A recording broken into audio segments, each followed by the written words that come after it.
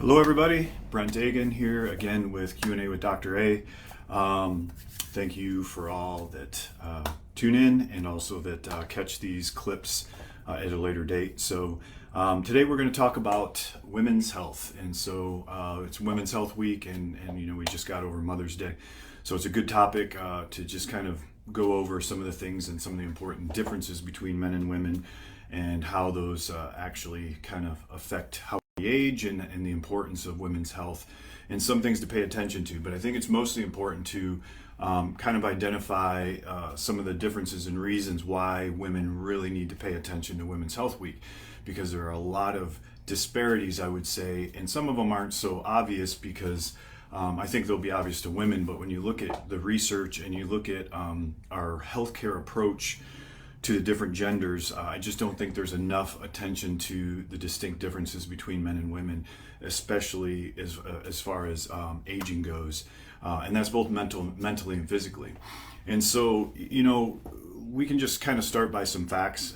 You know, some of this stuff's going to be redundant because, you know, I keep talking about specific things that I want everyone to understand as far as aging goes. But when you just think of women, you know, a lot of times it's easy to just kind of compare men and women when people are dieting, for instance.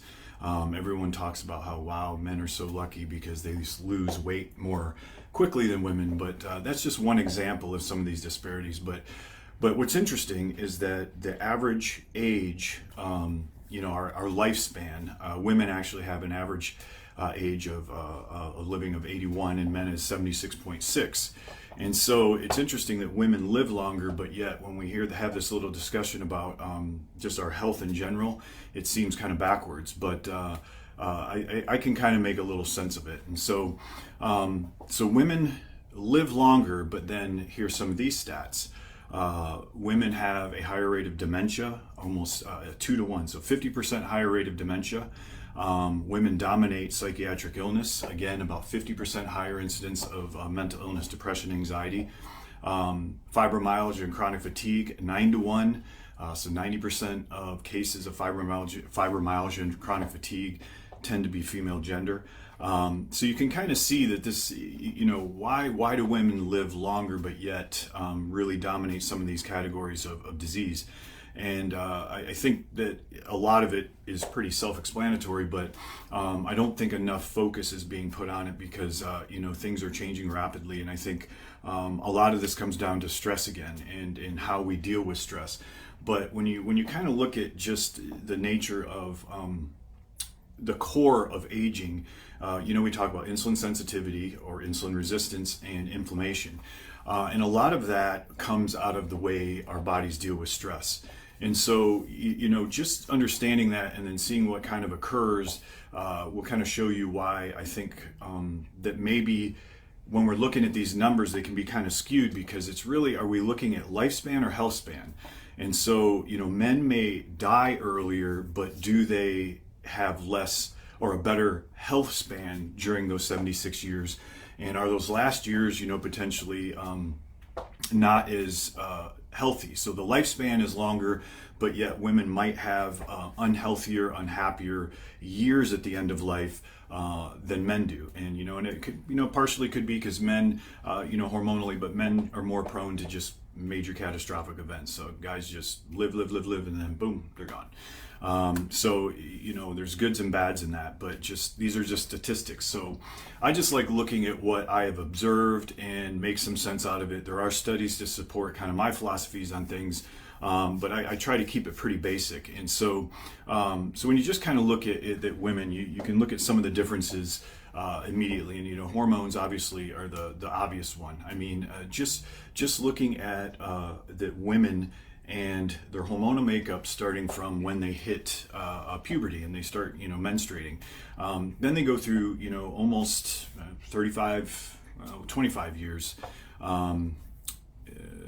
25 to 30 years of basically cyclic hormonal patterns. So you just think about that, you know, you start menstruating and then you have this cyclic pattern of hormones that can really wreak havoc on women. You know, some women are, you know, have really dramatic changes during these period cycles, and unfortunately you can't match your life to these cycles, to where you can maybe take off work while you're on your period, stop going to school, take a relationship break. That'd be great for both parties, but it's just something that doesn't happen. So the stressors in life just continue to happen, but yet women have to go through these cyclic periods of their hormones. And unfortunately, if someone has a period that's off, it doesn't necessarily mean that they're going to have a better week or a better couple weeks. Menstruation and some of the symptoms with these cycles can be dramatic. And then trying to correct them can be very difficult as well. So so you're already kind of caught in this ups and downs. You're already riding these ups and downs every single month, and then trying to also balance out life. Then you throw in the reproductive part of it. So there's been studies to show that women that have children actually have advanced aging just because of the reproduction part. You imagine the stress that goes on with the hormonal changes, and then the stress of the delivery, the stress on the body, to reproduce. And they actually did a study, and there's little ends of our DNA in our cells. They're called telomeres. And there's a study that showed that women that do bear children have shortened telomeres, which is directly related to advanced aging. So women that don't have kids have longer telomeres than women that do. So that's one obvious study that shows that women that do have children, and the stress that goes along with children and hormonal change, actually do have advanced aging compared to women that don't. So then you also look at the brain chemistry, and how women and men deal with stress. And men tend to, as you might imagine, be better at just forgetting things. They might blow up and then it's over, and then they put it behind them, and then they're off to something else. Whereas women, they call it the tend and befriend, or ease or freeze and appease. And there's different words for how women manage stress, but overall, they manage it differently. And they also, the areas of the brain that are affected by stress are differently. Men have one area of the brain. Women tend to have an area of a brain that's responsible for emotions and memory. And so, when you kind of think about how women, guys just kind of try to get over things and move on, most of them, I should say. But whereas women, they can have their outbursts too, but they tend to hold on to things longer, and try to fix them and nurture them. And in that pattern, actually can create more of the problem, because you imagine that, depression, and talking about how women dominate mental illness, and the prescribing of drugs for mental illness is because of that. So you have certain areas of the brain that are affected by stress. You also have, these areas of the brain are kind of reinforcing the fact that you're already trying to nurture and forgive and fix. So that's kind of an idea. An example would be is that women that are involved in physical or emotional abuse, they stay in these relationships because they try to fix it, and and their brains, the areas where the stress is affecting them most, is the area of the brains that are affecting emotions and memory. And so they tend to ruminate more, and can basically talk themselves out of change. And it's harder for them to change. They hold on to things more. And so this repetitive connection in the brain to reinforce or chronic stress, introduction of stress chronically, causes them to get more and more behaviorally connected to that type of response, and then it just becomes second nature. And so that's how brains, especially with women that are introduced to stressors, and as we age, they tend to just kind of keep getting stressors piled on while they keep holding on to those stressors and trying to fix them. Eventually the stress becomes chronic, and they start having symptoms of both physical and mental stress. So, you have hormonal, you have the neurochemical differences in men and women, and you have reproductive changes, and then you also have other, so you take that, just women, their hormonal differences, the fact that they cycle, the fact that they go through aggressive hormonal decline around menopause, their neuronal circuitry is different as far as how they manage stress, and then you add on some of the other factors that women are more prone to physical and mental abuse. They respond to work stress harder than men, and they also tend to, even if they are working, still have a higher responsibility to domestic life, between dealing with kids and chores around the house. So you can see that there's a lot of reasons why this could happen to women, especially now in today's day and age. A lot of women are working, so they're working, they're raising kids. The divorce rate is so high, leaving a lot of mothers to raise kids by themselves because, unfortunately, the fathers have either died because we die earlier. I'm only kidding, but it just tends to happen that way. And there are a lot of single mothers out there, and they have dual responsibilities. Which again, you can think about stress, and then the stress in the way that you guys are made to deal with stress just kind of keeps adding the stress on and piling it all up. And eventually, you're going to have effects of stress, which is going to be, we talk about the mitochondria, we talk about the sympathetic tone, we talk about the fight or flight response, and how when that just continues to pile up, it creates inflammation. It affects your cortisol levels, which then causes your estrogen to drop faster, which more hormonal imbalances, which more inflammation, which then causes fat tissues to increase, decreases in exercise, so the lifestyle gets affected, and the next thing you know, you're in a pickle. And so when we're so as we start to age, and these things are already occurring, you can imagine is that as women get closer to menopause, so as we start hitting the 40s, in the differences between how both genders age is very different, and I don't really care about what the research that you can go find to see what actually is happening internally, because it's pretty obvious to me. I mean, some people will say that men ride higher in sympathetic tone, but I disagree with that. I mean, you can see just by the nature of how stress affects the brain, and then there are studies that show that stress response lasts longer in the brain. We already talked about how women want to fix things. And so when you think about how depression is really, kind of being stuck in the past, and anxiety is fear of the future. So if women are just holding on to these things, trying to fix them, and they keep piling them up, and they're never processing them, never just saying, you know what, I'm moving forward, it just adds on and adds on and adds on. And part of that will just continue to kind of chip away until the symptoms start to occur. And as we start getting in, after the age of 30, 35, our hormones start to decline. And then women, once they hit menopause, go through 10 to 15 years of just continual hormone decline. It hits men as well, but just not as aggressively as women. And so as you get past 35 and the hormones start to decline, you hit your 40s. At the age of 40, men and women both start to accumulate fat. Men accumulate fat more aggressively and far longer into their 50s and 60s. And as they go through that change, they start relying even more heavily on their adrenal glands for hormone production. And your adrenal glands are also the gland that produces your stress hormones. So you can see how this could start creating an issue when you're not putting out enough hormones. You went through hormonal change. Some of these hormones decline directly affect our bones and our brains.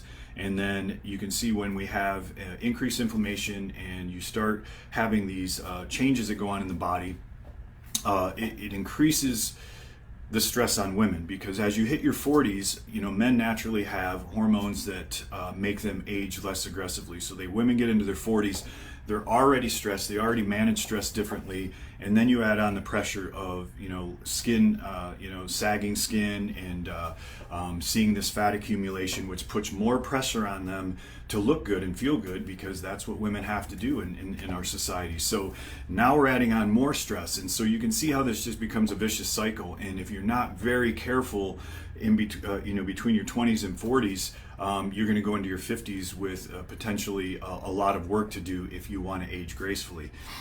So hopefully that makes sense. But so when you kind of can see the differences of what women are up against, you also have to see that there are things that you can do, but women have to pay a lot more attention to their lifestyle than men do. And one of it is just socially, because for some reason, when women and men in social situations, it tends to, at least I feel that it appears that it's more socially acceptable for men to carry excess body fat, where women are a lot more stressed and worried about carrying that body fat, and obviously more stress just adds on, just trying to keep themselves looking good. And what happens notoriously with women is when they start to accumulate body fat and their hormones are declining, they're adding on stress. What they do is they either stress eat and add more calories in and gain more weight, or they try to diet. And when women diet, they usually will drop down their calories and cut out carbohydrates, and then they're not getting enough protein in, and then now they're creating a nutritional deficiency, which they start losing muscle mass, that will increase, also start affecting the stress response. And then when you're not getting the right amount of nutrients in, then more problems occur. And so you can see how this would just start painting this picture of a mental illness. Then you go to the doctor, then you get put on medicine, and the medicines cause you to gain more weight. And so now you're sad, you're tired, you're overweight, overworked, can't balance out your stress. And that's what kind of leads to this slow progressive issues that women will face as far as and it's really a stress condition. And I always mention that stress and inflammation or stress is the leader of chronic disease, just based off of these components. So when you start thinking about what you can do, there's a lot of things you can do. So women just need to pay a little bit more attention, but lifestyle is going to be one of the most important things you can do, and the paying attention to the details. So if you can kind of think women should not smoke, because you already have less collagen than men. So that's kind of why we hit our 40s and women's skin starts to kind of start sagging quicker than men do, just because we have more testosterone. So don't smoke, because smoking is a direct impact on dementia, which you already have a 2-to-1 chance of getting dementia, and it also affects your collagen and your skin dramatically. The other one is alcohol. Men tend to binge drink more than women and drink a little bit more than women, but alcohol can affect women a lot more aggressively than men, because you guys are already dominating mental illness, and alcohol is a depressant. And so it's nice that in today's society we can actually talk about different options for women. I know there's a stigma against cannabis still, but if you look at the research of choosing one or the other, in a lot of different, you go to Canada and you can go into bars and restaurants. One bar will be serving alcohol, and a restaurant next door only has cannabis. So those options are really starting to become equal. And I can tell you, there's just without a doubt, having a lot of years in detox medicine, alcohol ages women so aggressively. And I had 15 years of watching what substance abuse will do to aging, and alcohol is one of the worst. And so, if you're someone that is self-medicating or using alcohol too much, stop the alcohol. If you haven't tried cannabis, if you need something to self-medicate, or if you're looking for something to relax, I am not a pusher of any drugs, obviously, but be realistic. That is what occurs. A high percentage of the adult population drinks alcohol, and now is, some have switched to cannabis. But do the research on it. The research will show that cannabis is really not addicting, despite what people say. It can be used in a way that could. If it replaces alcohol, and the studies show that it obviously, people don't die from alcohol, but alcoholism kills so many people in the United States, or at least is a contributor to death in the United States. So cut out the alcohol. It's just not worth it. It affects your deep stages of sleep. It's a depressant, and you guys are already kind of facing a higher amount of mental illness. And then you look at your lifestyle, sleep, diet, and exercise. And I will keep pounding this every time I have a conversation with anyone. You have to get quality sleep, so work on your sleep hygiene, work on your sleep cycle.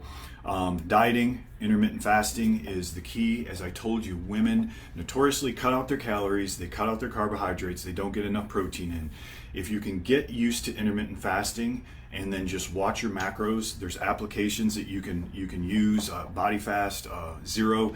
These things help you calculate your, help you with your eating, and it helps you with your water intake so that you can hit your nutrient counts. You have to get a certain amount of protein in, and you cannot cut out carbohydrates out of your diet. You have to work it in, and then that has to balance out with exercise. So exercise is the other one. Exercise is so important for stress reduction. It's so important for the natural chemicals that can make our brains happy, and it allows you to be able to manage your macronutrients, so you're not cutting things out, just trying to lose weight instead of trying to lose weight correctly. Because you should not diet, you should go on a diet, but you should not compromise health for weight loss. So you need to find a eating strategy that is actually going to support your health, and that's why I love intermittent fasting. So just kind of think of those things. Now also is stress reduction. I think when women notoriously are those, just by nature are nurturing and settling, and they try to fix things. That is what causes stress. So you have to get the same tools that men have, which is live in the present, and you have to let go of things. You can't just fix everything, So, women, when they have problems, they tend to talk about those problems. And some of these problems can be deep. I mean, they could be traumas. And if you keep revisiting the trauma and bringing it up with friends and talking about it and calling and if you just kind of learn that behavior is keeping you in that depression because you just keep reliving something that's already happened. It's already in the past. You either have to process and move on, but it's those types of coping mechanisms that are so important for women, so that you just don't keep piling on all of these things that you're trying to fix or nurture, or you're just sweeping under the rug, but because you will keep talking about them, and that's the nature of what women do. So if you can work on coping mechanisms and understanding that, try to do your best, but if something happens, try to process it and put it behind you and move on. I know that sounds hard, but I can tell you it is a huge part of aging. So coping mechanisms is a really important one. Preventative exams. Women have to go get preventative exams. And again, male cancers are not as deadly as female cancers, and so you have to get your preventative exams done. So make sure that you're going and getting all of your women care done on a timely manner. And then the last one is hormone optimization. We just talked about how aggressive body fat and menopause and the cycles that go on through each month while you're still menstruating. These hormonal changes are so important in how you age. And so if you can really catch it. Hold on, a speaker came on. If you can, and unfortunately, that right now that most, traditional medicine still dominates our healthcare system, and functional medicine doctors are still a minority.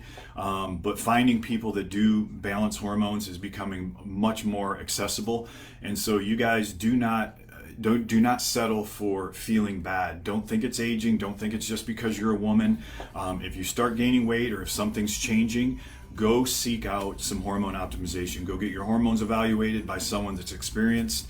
Obviously at TeleWellnessMD, that is one of the reasons why we have this whole website, is so people have access to some of these therapies and have access to solutions that can help reduce inflammation, improve insulin sensitivity, help with sleep, help with body fat.